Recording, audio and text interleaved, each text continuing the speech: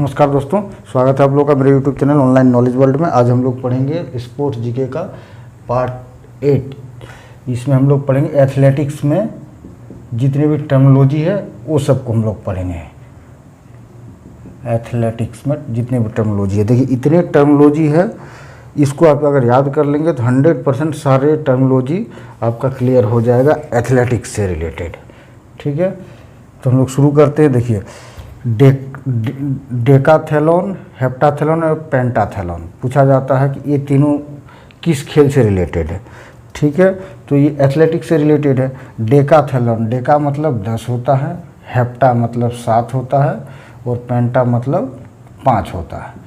तो देखिए इस एथलेटिक्स का वो गेम जिसमें 10 टाइप के खेल को शामिल किया जाता है, टोटल 10 गेम को शामिल अगर किया गया है तो उसको डेकाथेलॉन एथलेटिक्स कहते हैं। मतलब जैसे लंबी दौड़, जैसे रिले दौड़ हो गया, एक लंबी कूद हो गया, 2 जेवलिन थ्रो हो गया, उसी तरह हैमर थ्रो हो गया, हैमर थ्रो, लंबी कूद, ऊंची कूद, इस तरह करके अगर 10 एथलेटिक्स का गेम अगर शामिल किया गया है उस प्रतियोगिता में तो उसे डेकाथेलॉन कहा जाएगा। हेप्टाथेलॉन मतलब जिसमें से 7 प्रतियोगिता शामिल किया गया है। पेंटाथेलॉन में इन लोगों में से कोई 5। ठीक है, टोटल 10, मतलब 10 अगर है तो डेकाथेलॉन, 7 है तो हेप्टाथेलॉन, 5 है तो पेंटाथेलॉन। डेकाथेलॉन हमेशा पुरुष के लिए प्रतियोगिता होती है और हेप्टाथेलॉन जो होता है वो स्त्री के लिए। ये भी इम्पोर्टेंट क्वेश्चन है। अगला question javelin throw. Javelin throw सबको पता है कि जेवलिन में भाला फेंका जाता है। ठीक है, जेवलिन थ्रो किससे रिलेटेड है? एथलेटिक्स से। इसको कहते हैं भाला फेंक। ठीक है, डिस्कस थ्रो, डिस्कस में से क्या है? डिस्क फेंका जाता है। डिस्क एक तस्तरी टाइप का डिस्क फेंका जाता है, कौन कितना दूर फेंक सकता है। ये किससे रिलेटेड है? एथलेटिक्स से। हैमर थ्रो, हैमर थ्रो में क्या होता है? हैमर थ्रो में होता है दोस्तों, एक बॉल रहता है, स्टील का बॉल रहेगा, उसमें से कुछ चीज़ें अटैच रहेगी, मतलब कुछ, मतलब ऐसे ये रहेगा, इसमें से कुछ अटैच है, मतलब कुछ इस तरह के धारियाँ टाइप का कोई चीज़, इसको मतलब ज़्यादा दूर ना जाने देने के लिए कोई चीज़ इसमें अटैच रहेगा, जंजीर या कोई भी चीज़। ठीक है, तो उसको कहते हैं हैमर थ्रो। स्टीपल चेस मतलब पैदल चाल। ठीक है, पैदल चाल। अगर कोई आदमी पैदल रेस, आप दौड़ नहीं सकते, उसमें बहुत सारे प्रोविज़न रिस्ट्रिक्शन है कि आप ऐसे करोगे, ज़्यादा पैर उठाओगे या इतनी मतलब ये एक्टिविटी करोगे तो वो स्टीपल चेस नहीं कहा जाएगा। पैदल चलना है, रास्ते में आपको बहुत सारे हर्डल, पानी वगैरह, ऊंचा नीचा जगह इस तरह का रहता है, तो ये पैदल चाल स्टीपल चेस किससे रिलेटेड है? एथलेटिक्स से। पोल वाल्ट में क्या होता है?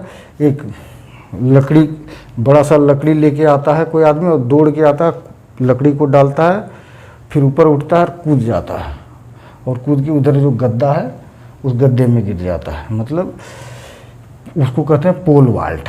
मतलब डंडे के सहारे कौन कितना कूद सकता है, तो ये पोल वाल्ट किससे रिलेटेड है? एथलेटिक्स से।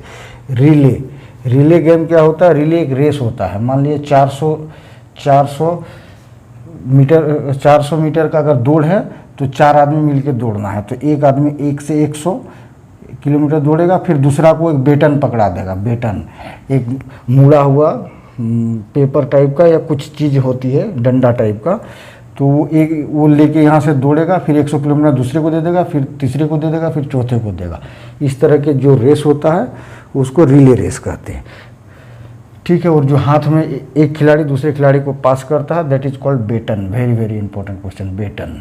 ठीक है, ट्रैक एंड फील्ड ये जितने भी खेल होते हैं, ऊंची कूद, लंबी कूद, pole vault, steeplechase, hammer throw, discus throw, javelin throw, ये जितने भी चीज़ होते हैं सब ट्रैक एंड फील्ड में होते हैं। जो इस परिसर में होते हैं ना, जिस ग्राउंड में होते हैं उसे ट्रैक एंड फील्ड कहते हैं। स्प्रिंट मतलब होता है कम दूरी, पूरा दम लगा के दौड़ो, कम दूरी के लिए होता है। 100 मीटर, 200 मीटर, 400 मीटर कम दूरी के लिए होते हैं, खूब तेज़ दौड़ना, स्प्रिंटिंग करना। ठीक है, उसेन बोल्ट स्प्रिंटर है।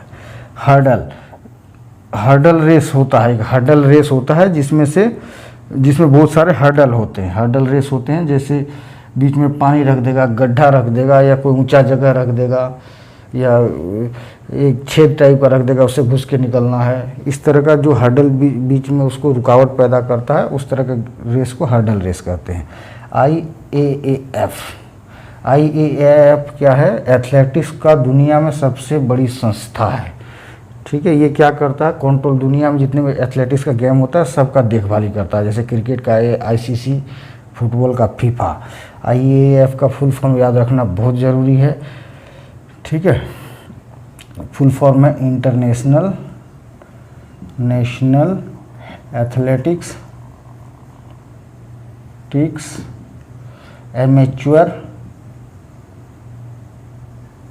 Amateur federation.